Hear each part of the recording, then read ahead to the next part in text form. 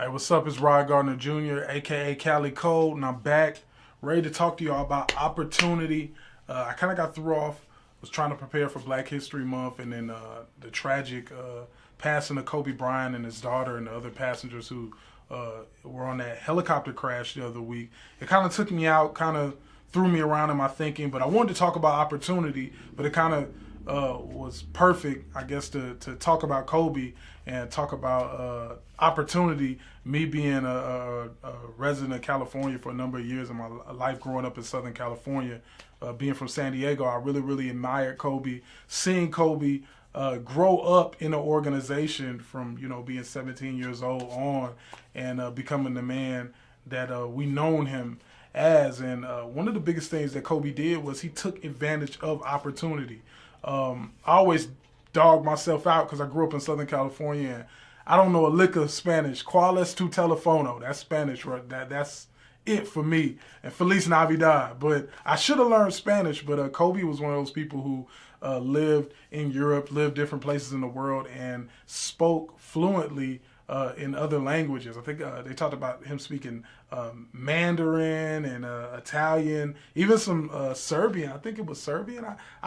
He spoke a number of languages, and I think that was one thing that he recognized opportunity by being somewhere, not just eating the food and chilling, but to actually learn other languages. I think was just one of the examples of how he took advantage of opportunity, even with him having daughters and him saying, okay, I have a daughter, she's interested in basketball. You know what? Let me tackle the WNBA. Let me tackle women's sports and take this to another level. So I definitely just admire Kobe Bryant about that. And just want to, send prayers and blessings to his family. Definitely a brother who was doing so much. And, thinking about Black history and everything, just opportunities that have been allotted to us now that are different than times before in African American culture or Black culture, Negro culture, even if you want to say that.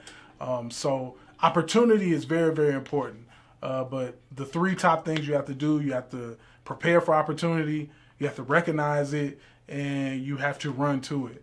Preparing for opportunity, same way people go to college and they go and get a 4-year degree.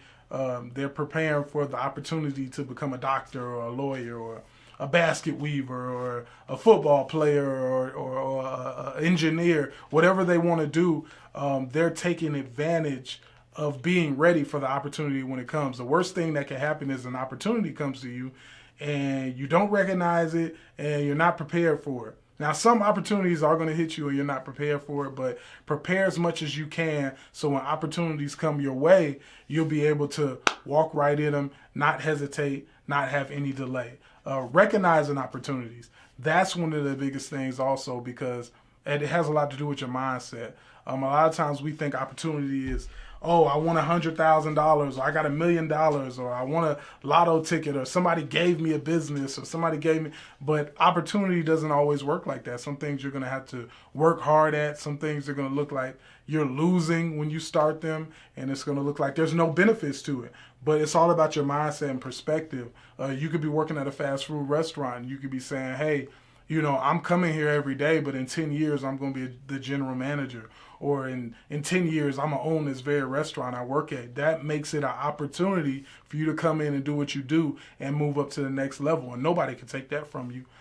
People always ask me, how'd you get in the radio? What'd you do to get in the radio? I bug these people to death when we were Quantum Communications. Now we're iHeartRadio, iHeartMedia. But I bugged the people to death, came up here and was like filling out applications saying, hey, I want to work in radio. I want to do this. I want to do that and that. Then when I got hired, I was making $7.50 an hour. And so I would come up here for hours and work. And I was only making $7.50 an hour. And I had a newborn daughter. She was 7 months. My daughter Brooklyn was 6 or 7 months when I started in radio, which now I have an 8-year career out of it. But at that time, $7.50, no matter if I had to get my whole check to take care of my daughter, it didn't matter to me. I was like, you know what? I don't need any money. All I need is opportunity. Let me seize the opportunity. I'm going to come every day and make the best of it. And that right there helped me to be in radio for 8 years now, making a career of it. Me, being a production director and doing 2 weekly shows on 2 stations, it turned into that. But if I didn't recognize the opportunity and just say, hey, I ain't making $750, I'm not about to do that, then the opportunity wouldn't have never, it wouldn't have mattered. So recognizing the opportunity, and everybody's opportunity is not the same. Your opportunity is not mine. Their opportunity is not yours. You have to know what you need and what you're trying to execute and what you're trying to do. And run into the opportunity. The last thing, run into the opportunity. One of my favorite stories in the Bible is of Elisha and Elijah. Elijah was a prophet, and he was passing through a town or a certain place, and there was a young man named Elisha. He was out there plowing with oxen in the field, and Elijah comes up and he takes his cloak and he puts it on Elisha around his shoulders. And Elisha stops what he's doing.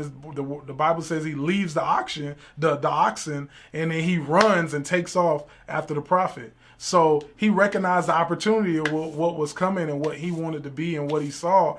And he stopped everything he was doing and left and went with Elijah because he knew that was his opportunity and it was passing him. So you want to be able to run to the opportunity. When you see it, you don't want to hesitate. You don't want to wait on it. You don't want to second guess it. Get up, drop everything you're doing, and go. Now, you got to be responsible. You just don't do stupid stuff.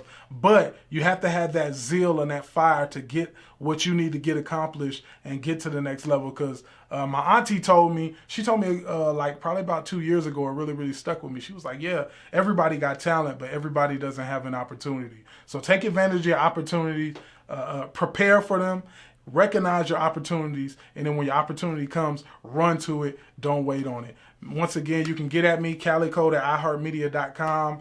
Hit me up, audio work, video work, whatever you need. Let's network. Let's get together and do some stuff. And once again, God bless your progress. I'm checking out.